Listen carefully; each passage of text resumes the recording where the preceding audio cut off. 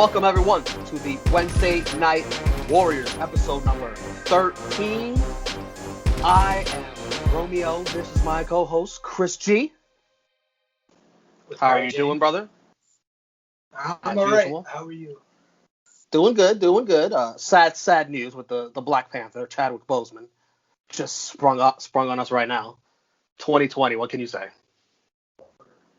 We are going to review AEW and NXT from this past week. Of course, NXT was on Wednesday, August 26th, and AEW was on Thursday, August 27th. We're dealing with the takeover, aftermath, and the lead-in to All Out for AEW. Last week, the Wednesday Night Warriors scoreboard, we did not get a chance to talk about AEW. If you want to hear about AEW in their episode, we advise you to check out the All Elite recap on the True Heel Heat YouTube channel. They covered it in full depth. But as far as we go here on the Wednesday Night Warriors, we both thought AEW was a better show. I knew before even watching AEW that they were the better show. And on the True Heels group page, you voted 24-8 in favor of AEW. There's been a lot of back and forth about how, where are these NXT votes coming from? You know, did people even watch NXT? But I say it balances out. It cancels out the votes for AEW that I know are from people that don't watch NXT. I think it all balances out. I think we got a fair score in the end. So on the Wednesday Night Warriors scoreboard, AEW's up 8-3 with the one tie. And before we get into this week's episodes of both shows, friendly reminder, please like this video. Share this video with your wrestling buddies. Leave a comment letting us know if you agree, disagree with our assessments. And subscribe if this is your first time. If you're not subscribed already to the True Heel Heat YouTube channel, we got a lot of great content, a lot of great shows that you will like. So make sure you subscribe. Let's start with AEW Dynamite, since we didn't get a chance to talk about them last week. They're going to start with a Gauntlet Match where the winner of the Gauntlet Match faces Hangman and Omega for the Tag Team Championships at All Out. The start of this is interrupted by Chris Jericho. We hear his theme, and there are fans in the audience for the first time in forever. Legit fans, legit paying fans, separated, sitting, social distancing. The crowd sings, not as loud as Madison Square Garden, as Chris Jericho boldly declared on Twitter, but still wonderful to hear a crowd singing along to Judas, even though I still believe we should have the Last Judas documentary. It's still fun to sing that song. The Gauntlet match starts. Eventually, this match, Hangman Page comes out, holds the foot of Nick Jackson. This leads to the Bucks getting eliminated by Best Friends. And then FTR finish off the Best Friends to win. It'll be FTR versus Omega and Page. And remember, last week, FTR planted the seed in Hangman Page's head about being in the Young Bucks' shadows if the Young Bucks beat them at All Out.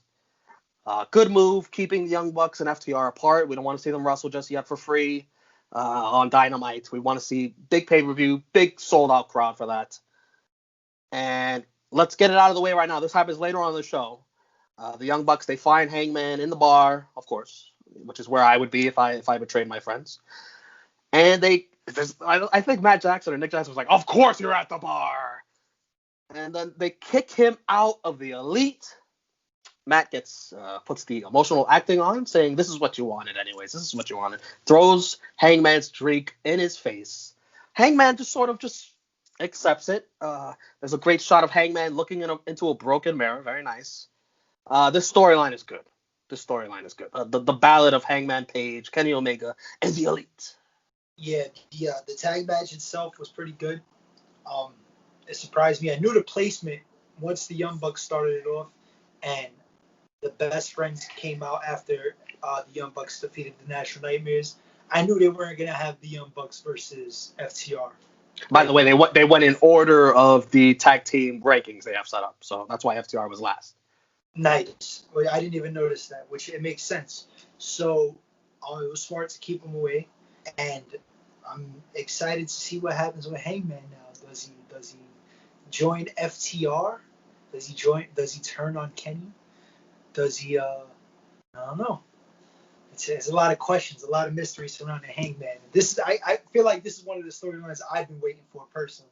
So now I'm even more invested, and I can't wait. On NXT, Karrion Kross, the new NXT champion, is in a shoulder sling, and he relinquishes the NXT Championship. Nice promo. He's very serious, almost babyface-like. Kross puts the title down next to an hourglass and tick-tock until he comes back from his separated shoulder and tries to go after that title again. And again, let's talk about it now because William Regal eventually books for the NXT Championship next week on Super Tuesday, NXT Tuesday, a fatal four-way between Johnny Gargano, Adam Cole, Tommaso Ciampa, and Finn Balor. That's not all. A 60-minute Iron Man match. My goodness. Adam Cole eventually says this is the Mount Rushmore of men's NXT wrestlers. I think a good case could be made for that. I think maybe you could make an argument Sami Zayn could be in there. These are all former NXT champions. Depending on your point of view and my point of view, they're all heels. We'll find out. We'll talk more about Ciampa's heel turn later on. But this is funny. In 1 week's notice for an Iron Man match. Remember Bret Hart and Shawn Michaels? They had weeks of training montages for their Iron Man match. These guys, 1 week notice. So that's going to be fun. I'm excited for this match. I feel devastated for Kross because you know how I was an advocate for him winning the championship the whole time. So for him to finally win and then have to give it up, unfortunately it is what it is. I'm sure he'll be back soon, hopefully in the next 2 to 3 months. I like the match. I like the first ever, technically, right? 60-minute Iron Man fatal four-way. Never seen that coming. And it's a smart way because I feel like the fans now might lose interest in a 60-minute match if they don't know it's coming. I think now that they know a 60-minute match is coming, they might be preconditioned to actually want to see the match, considering that it's 4 guys opposed to 2. So there could be a lot more spots, a lot more action, a lot more false finishes, whatever, for 60 minutes. So this is one of the first Iron Man matches I could say I'm honestly intrigued about it from minute 1 all the way to 60. Yeah, because it's a fatal four-way, they could get their rest spots in. I think they'll be able to book this pretty good. 5 stars? Oof. I haven't given 5 stars to anything. I barely get 4 stars. I think they can do it. Over on AEW, Lance Archer squashes Sean Maluta. He's in the Casino Battle Royal at All Out. Taz and Brian Cage come out. And we get Taz versus Jake the Snake on the mic, which I thought was going to be fun. But it's a little disappointing for me. I thought Jake was a little corny here, talking about Flintstones and chicken suits. Darby Allin skateboards in, very awesome, and attacks Ricky Starks. Cage and Archer are separated, and the fans chant, "Let them fight, let them fight." We got a lot of guys here that are going to be in the Casino Battle Royal at All Out. Yeah, I don't know what the fuck was up with Jake the Snake Roberts. I thought he was going to be way more better. I hope he's not on that sauce again. I was like, no, he's like out of breath. But I am kind of looking forward to the Battle Royal. I do want to see Brian Cage and Lance Archer have at least some type of interaction, physical interaction. I like the fact that Darby drop kicked Ricky Starks out of his fucking shoes, literally kicked him out of his shoes. That was great. I liked it. It could have been better, but it wasn't bad. NXT, Vic Joseph is joined by, of course, Beth Phoenix from home. And Wade Barrett. Holy shit, I'm afraid I've got some good news. Wade Barrett on commentary. And there's Imperium versus Breezango for the tag titles. Decent match here. Breezango wins. They're the new champs. Imperium probably heading back to NXT UK, which is starting back up soon. Again, in September. This is Breezango's first ever title win for both of them, Tyler Breeze and Fandango, in the WWE. Wow, they've been there a while. Yeah, I didn't see this one coming. I don't think anybody seen this one coming. I mean, I'm happy for them. They finally win some titles. You know what I mean? But I guess it's just a transitional champion. I don't know who else is in that tag team division. Legado. It's got to be them next. That's what I figured too, but I mean, even them, they still need a little. Just so that they can have all the gold between the three of them. Yeah, it makes sense. Mox and MJF for a contract signing. Mox over with the crowd here. Huge Moxley chance. The paradigm shift is illegal at All Out. If Moxley uses it, he loses. MJF, just great here, as usual. But Mox says to look at page 17. And in page 17, it's Mox gets MJF's lawyer next week on Dynamite in a match where the paradigm shift is legal. And kind of predictable here where they were going, but good performances by all throughout this segment, I thought. That lawyer's hilarious. I don't even know who he is. Me either. You could tell, though, like, just by his build, he's obviously a wrestler. Or, you know, some type of trainer. Gotta be. Yeah, it has to be. But MJF always talking that shit. Mox with his little jokes had me laughing. Said his lawyer's in jail. It's kind of ironic. Probably got caught with weed, but that's a different story. But yeah, it's I can't wait for the match. Timothy Thatcher interrupts Damian Priest backstage, lets him know how embarrassing his partying has been. He could show Priest how poorly equipped his wrestling is when he's not behind a ladder. Priest says he's well equipped, referring to his belt, of course. This was short, but I liked it. I think Timothy Thatcher had an outstanding point. I'm sorry, Damian Priest is my Puerto Rican brother. But man, sometimes he just gets outshined by someone else on the screen. Well, if he didn't fucking talk, he'd be great. I love him too, man. That's my Puerto Rican brother as well. But damn, bro, you sound like RoboCop every promo, man. But, and what's funny is that I read that Triple H and Shawn Michaels they encouraged him, just be yourself. You're a cool dude when you talk like you're acting like yourself. I mean, maybe he's uncomfortable on camera. That happens to people. He said he's very comfortable now. He gets to talk like himself. Well, that's how he talks in real life. I can't have a fucking beer with this guy. Looks like he likes the bubbly anyway. He's been sipping on that champagne. 8-man tag. Oh, the joy. It's Butcher and the Blade, the Lucha Bros, and they beat Joey Janela, Brian Pillman Jr., Sonny Kiss, and Griff Garrison. I just want to say about this that I love Eddie Kingston with these guys, and I'm absolutely fine for whenever Pac comes back. He doesn't have to be with the Lucha Bros like he was before. He could go on his own. Keep Eddie Kingston with the Lucha Bros and Butcher and the Blade. Yeah, it's so weird. Like it's just out of nowhere, but I like it. You know, Eddie Kingston's the man. He brings that heat. So 5 more guys in the battle royal, and the match was all right. You know, it was a nice little car crash. What was expected. Oh. Tommaso Ciampa is back. He faces Jake Atlas. He has the Psycho Killer mask on. Very nice. Destroys Jake. Destroys him after. Heel turn. Stretcher job by Jake Atlas. And then Ciampa just keeps beating on his ass. The referees are trying to stop it. What did this guy do to you, Tommaso? Nothing. The babyface Ciampa got absolutely squashed by Karrion Kross. And Ciampa had some weeks off, maybe a month or so. Maybe 2 months. I don't know how long it was. But he's back to his old, ruthless, maniacal, no one will survive Tommaso Ciampa, which is great for him. Great. That's way better for him. The only problem is, who's NXT's top babyface? Swerve Scott? Oh, Drake Maverick? I don't know. Well, they're trying to build guys up like Bronson Reed, Damian Priest, obviously. I think Finn is a babyface, man. I don't see it.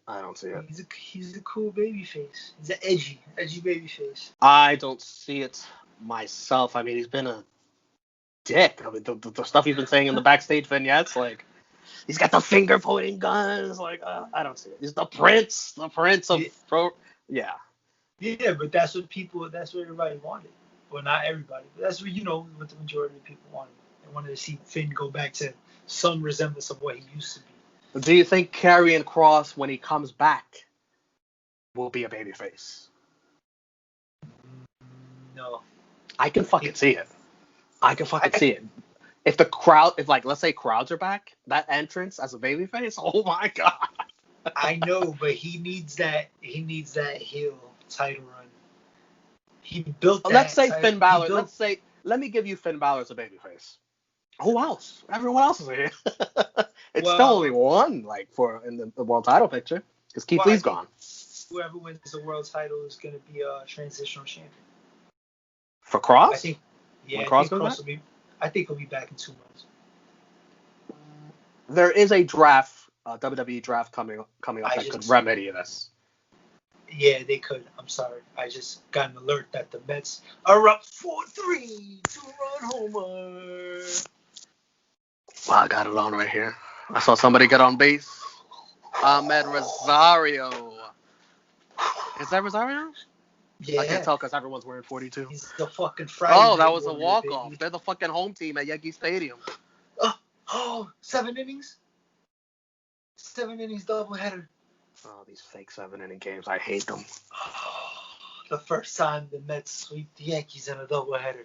The Dark Order are out. They bring out a casket. They look like dancing pallbearers. They're carrying the New York Yankees. No, I'm just kidding.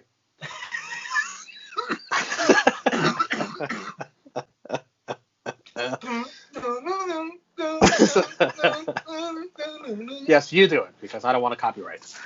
10 is in the casket. He's got an American Nightmare tat on his neck. The Prince of Pro Wrestling, Cody, is buried. Here is the new king, Brodie Lee, the new TNT champ. This segment was funny. The Dark Order, they're kissing Brodie Lee's ass, and Brodie's just telling him to shut the hell up. Anna Jay is introduced as the Queen Slayer, which I groaned at. The Queen is still very much out there, waiting to come back. This is your Charlotte Flair update, brought to you by me, Romeo. Hard-digging investigative reporter. She's out there, and she will come back very soon. He has not been slayed. Brodie Lee beats up one of his goons just because he told him he's the man. Dustin Rhodes, QT Marshall come out. These jabronis. They're no match. Scorpio Sky gets involved in this brawl. And then Matt Cardona as well takes out Evil Uno. I bet this is all setting up another 8-man tag, probably. What do you think? I thought the Dark Order was funny here, though. Well, I've been saying the Dark Order was funny for months. If you watch BT, I don't watch that. Just watch it for the Dark Order. Just for the Dark Order. I like the segment, and Scorpio Sky kind of threw me off. It's like, where the fuck did he come from? But Matt Cardona, appearance number 4? Oh, I have the official numbers for later. Austin Theory interrupts Bronson Reed backstage, brags about being on WrestleMania, says maybe Reed could make it when he's, 55. And Reed slaps him. It sounded nice, but it looked so stupid. It was like from the like that, If I was gonna slap somebody, I'd fucking give him a Stephanie McMahon slap, full extension. Austin Theory is back in NXT. What do you think? Yeah. He's a good talent, hopefully. With a lot of potential. A lot of potential. He's a young dude. He could do a lot of good things. He's just got to keep his nose clean. Yeah. Watch who you take pictures with, Austin. Yes. Big Swole beats Rebel and Penelope Ford, which means she can have Britt Baker at All Out in any kind of match she wants. This was sloppy. Yeah.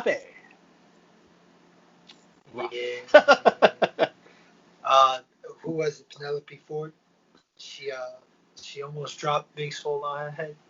But Rebel was even worse. She looked awful.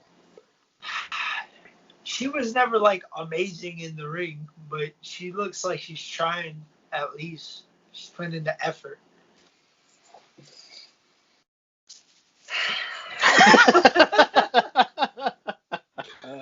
Robert Stone is talking shit to Mia Yim, who's standing in the ring, saying he won't let Mercedes Martinez face her after what Rhea Ripley did to her last week.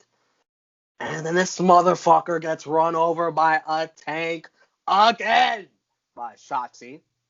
And Shotsy and Mia is the new match. Short match, but I liked it. Shotsy with the senton. She wins. I liked it too. I was kind of surprised that she won.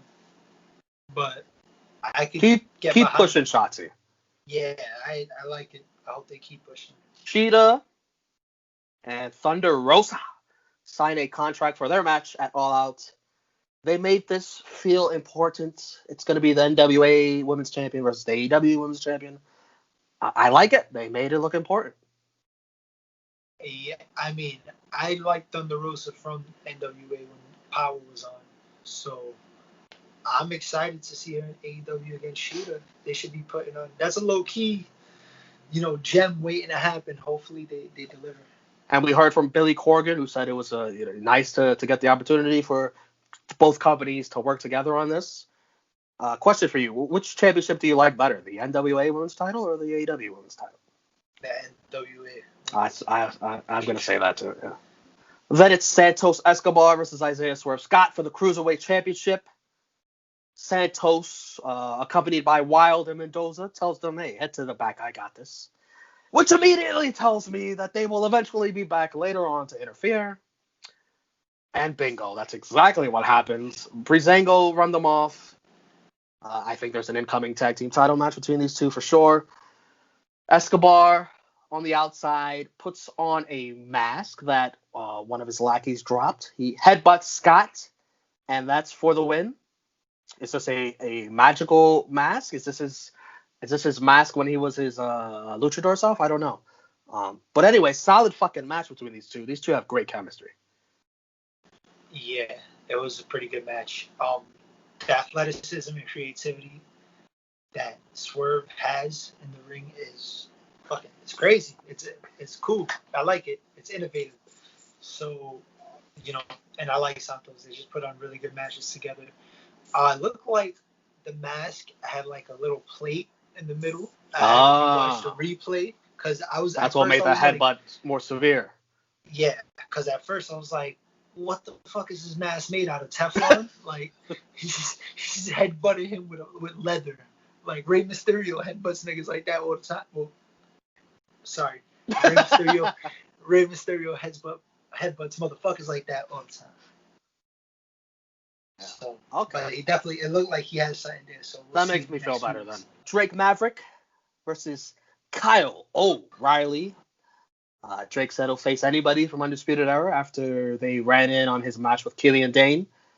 And I love seeing Kyle in singles action. I would love to see more of that. He beats Drake easily in 3 minutes, 25 seconds. Undisputed Era minus Adam Cole.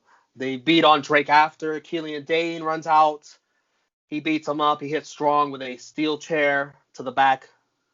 And Drake says thank you to Killian. But Dane just knocks him down too. Poor Drake. Poor Drake Maverick. Yeah, he's always getting the shit end of the stick. But it was a little weird because when Bobby Fish and Roddy Strong were beating down Drake Maverick, Kyle O'Reilly wasn't really beating him down. He was to the side, kind of looking like why are we attacking him after I just beat him? So it's a very weird dynamic. I didn't notice that. I'm gonna have to run that back. And then when these guys interfere, when this guy interferes, Killian Dane, Kyle O'Reilly just immediately gets out the ring, and this guy beats up both Bobby Fish and Roddy Strong. I'm gonna have to watch this again very closely because that might be onto something. That might be deliberate. Yeah. So you never know. And I like Kyle O'Reilly. To me, he has like my favorite offensive move set or skill in the ring. out of the Undisputed Era, including Adam Cole, which I like Adam Cole too. So I want to see him more in the singles too. We'll see what happens. Matt Hardy versus Sammy Guevara in a tables match. Sammy eventually gets a nasty cut on the side of his head. I personally did not see this because this was in the picture-in-picture during a commercial. You said you saw it. What happened? How did he get cut up? So he put Matt Hardy on a table on the outside, right? And he did that little like front flips, whatever that he does over the ropes. Matt Hardy moved. He landed on the table, but he basically it looked like he landed on his head, like where he got cut, or on the back of it. I don't know. It looked like he basically sliced his head on the table on impact. So it looked like a nasty cut. So when I saw the cut, I thought it was a nice little receipt for Matt Hardy, but really it was just a receipt from Karma, huh? Yeah. Blood and guts.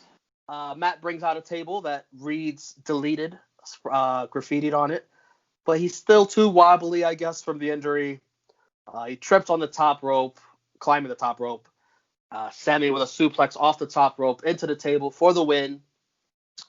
I'm done with regular Matt Hardy. I'm done. I want broken Matt Hardy. That's what I want.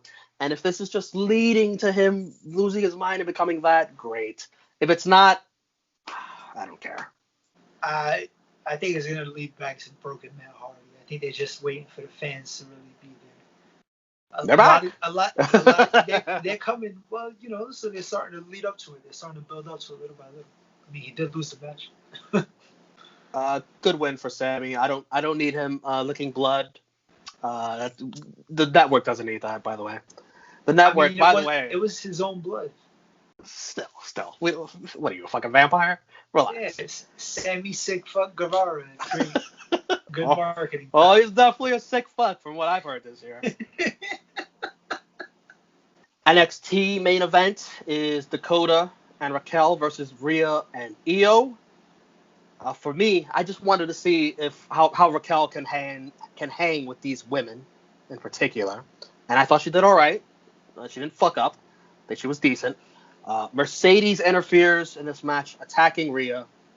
Raquel eventually finishes off Rhea. Raquel and Kai stand strong to end NXT. What did you think? I thought it was a decent match. Solid tag match to end the show. Nothing too crazy. Good to see Mercedes Martinez and Rhea Ripley continue that feud. And I don't know, maybe they're setting up Raquel versus Io now. It's the only thing I could think of. I don't really see the point of having them go over if they're not going to continue the storyline against Io. Yeah, agreed. All right, we're going to wrap up these shows now. Vacant with another championship victory. Congrats to Vacant. This is the second one of the Wednesday Night War. North American champion and also NXT champion. He's just like Keith Lee, Vacant. Just like Keith Lee. Just not at the same time. He's 2/3 of the way there for that Triple Crown. We had another tank attack. That's 3 tank attacks. Matt Cardona appearance counter, only 2 left. Oh, so that was his third appearance. All right. Yes. I guess he's timing this for All Out. Maybe All Out will be his last one. One would hope. Dirty finishes. NXT at 2, AEW 1. All right, match of the night.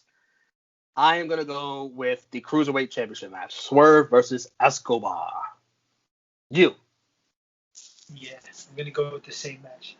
MVP. I have 2 MVPs. One, AEW Hangman Page is my MVP. Just for separating himself from the very, very toxic elite. What a toxic group. Hangman, I think you're much better off with the guys at FTR. Those guys are cool. Those guys, FTR stands for follow the rules. I love FTR. Very nice. I think they make a great pairing. They love drinking. Get new drinking buddies. Kenny Omega doesn't even drink. Like, that's what kind of partner is that? I like Hangman Page as my MVP. And also Tommaso Ciampa, back where he needs to be. Vicious, psycho killer heel. Those are my MVPs. Yeah, I'm gonna have co-MVPs as well, but it's gonna be Breezango finally winning some gold in WWE after how long? Who knows? Fucking decade plus for both guys. So I mean, it's good for them. Jabroni of the night. I also have two. One is Reba or Rebel or whatever you want to call her. Even Jim Ross doesn't know what the fuck to call her. She looked awful, awful, awful. And Robert Stone for getting run over by a fucking tank again. Yeah, Robert Stone, you fucking jabroni again. You did good. You did good for a couple of weeks, and then right back to the bullshit. Just getting run over by tanks, screaming for 911. I mean, it was rough out here, man. Show of the night. I thought this was close. And when it's close, I go NXT. NXT just flowed better to me. Two championship matches that delivered. And AEW had the worst segment of the night with Rebel and Swole. I hated that. Hated it. Who's your show of the week? It was close. They were both good shows. But I'm going to go with AEW Dynamite. I think the tag match, the Gauntlet tag match, was better than the other tag match, the tag team championship match on NXT. Even though the Cruiserweight Championship was my match of the night, I think there was some good action. Maybe not like full-on ring action, but good storytelling with like Lance Archer squashing people and just fucking the little car crash. I like it all. And MJF and Mox, the contract signing was my favorite segment of the night. So I have to go with AEW. Ratings war. NXT on Wednesday did 824,000 viewers. AEW on Thursday did 813,000 viewers. So this is the second week in a row for NXT, albeit versus AEW on a Saturday and then AEW on a Thursday. That's two in a row for NXT. We're still gonna count the numbers. I don't care what day of the week the shows are on. Even if NXT next week's on a Tuesday and AEW's on Wednesday, we're still gonna count that. So AEW is still miles ahead, 36-10-1. Hey, NXT reached double-digit wins finally. They hit a field goal. Looking forward, Super Tuesday. Let's call this one. It's Gargano, Cole, Balor, Ciampa for the NXT Championship. I am gonna go with Ciampa. He's heel again. I think you could do Cross coming back as a babyface, and you got that feud. Cross looked dominant over Ciampa, but that was the old Ciampa. Now this is the new Ciampa, which is the old Ciampa, and I think that'll set up for a different chapter of the feud between the two of them. I mean, that's an interesting scenario. You could go that way. I think they're going to keep Cross heel, and I think the only kind of face in this match. I mean, I guess you could say Adam Cole, but I'm gonna go with Finn. I think Finn's gonna get the belt for a little while until Cross comes back, and then he's gonna get demolished by Cross, and Cross could finally have the reign that he deserves. So you heard me and Chris. We disagreed on show of the week, which means it's all up to you. Hit us up on Facebook. Join the group True Heels. A poll will be put up there.